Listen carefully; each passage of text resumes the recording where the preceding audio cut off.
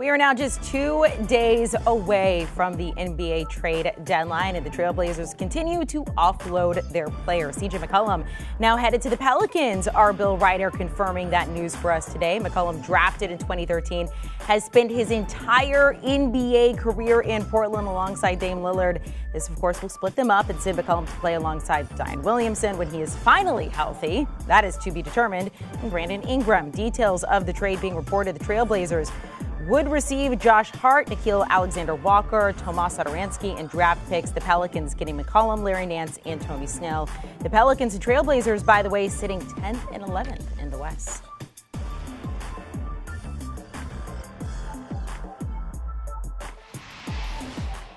Let's welcome in two of our experts. We have NBA insider Bill Reiter. They're on Radio Row in Los Angeles, also NBA champ Rip Hamilton. So let's talk about this, Bill, because you have been able to confirm that CJ McCollum is, in fact, headed to the Pelicans from the Trailblazers. What else do we need to know about this deal?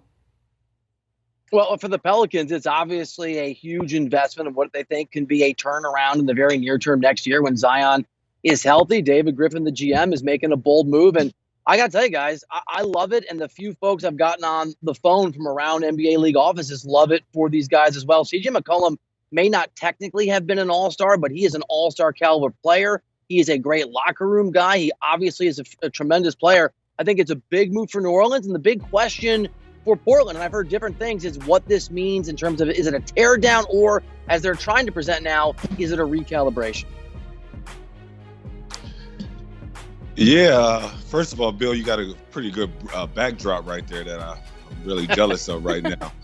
But yeah, for New Orleans, this is a great move for them. Adding a veteran guy, a guy that is a borderline all-star that you can add to this team with Brandon Ingram and Zion, especially when you want to keep Zion and you want to show to him and his camp that, hey, you're putting veteran guys around him that understands how to play and that their commitment and wanting to win.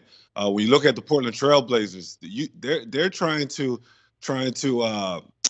break this team up. This team, the Portland Trailblazers, only last couple of years in the playoffs, they haven't had the success that they want, especially getting to the NBA Finals. So this is the time that they got to break that backcourt up. Anthony Simmons is playing really well right now. They've been hiding him for the last couple of years, and this is an opportunity for him to go out and really showcase why he is the next guy up. So I think this is a situation for Portland. They're trying to free up some money, play some young guys, but also understand that, hey, you know what, Dame wants to win, and that they got to build around him the right way in order for them to keep him.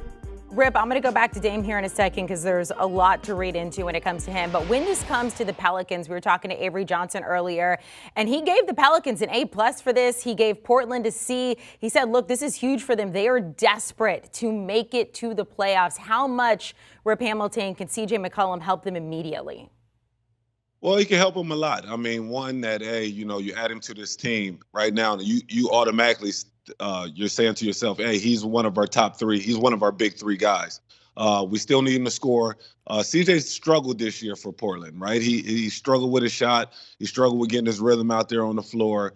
Could be new offense, new system out there for him. But when you add him to this team, he brings him that veteran closer type player that you need on this roster, and a guy that you can trust, especially in this league. When you bring a veteran to your team, a guy that played in a lot of big games, you can trust him in late games. So I think there's a situation where you just add another scorer, another veteran guy that can really help your team right now.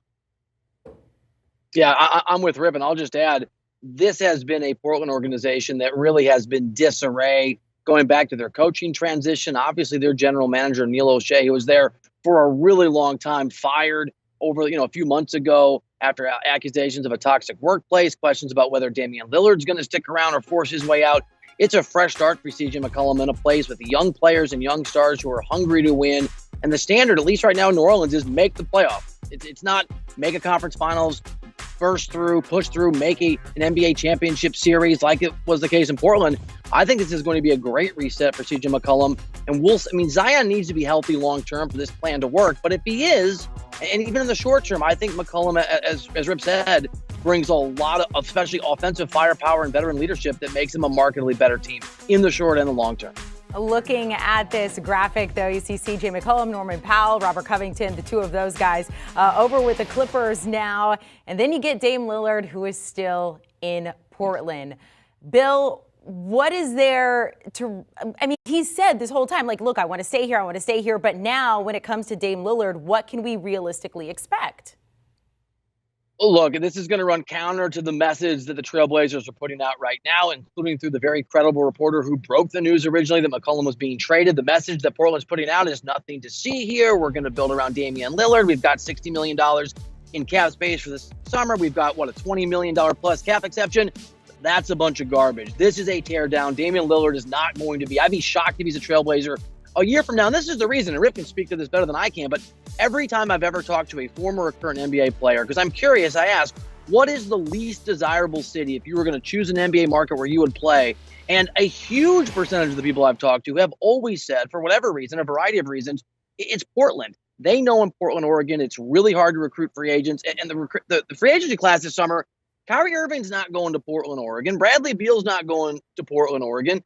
They don't want Russell Westbrook, even if he opted out of his $40 million plus player option. He's not going to do that. They wouldn't want him. He's not going to Portland, Oregon. So the idea that they can take this cap space and they can turn it into someone that's going to convince Damian Lillard to stick around after all those names, all that talent you just showed us who have left town, this is a teardown for the interim GM. And I think you're going to see a very different Portland organization, a lot more like the Oklahoma City model over the next few years. They're going to collect draft picks. They're going to build around young guys, and they're going to have a long-term approach.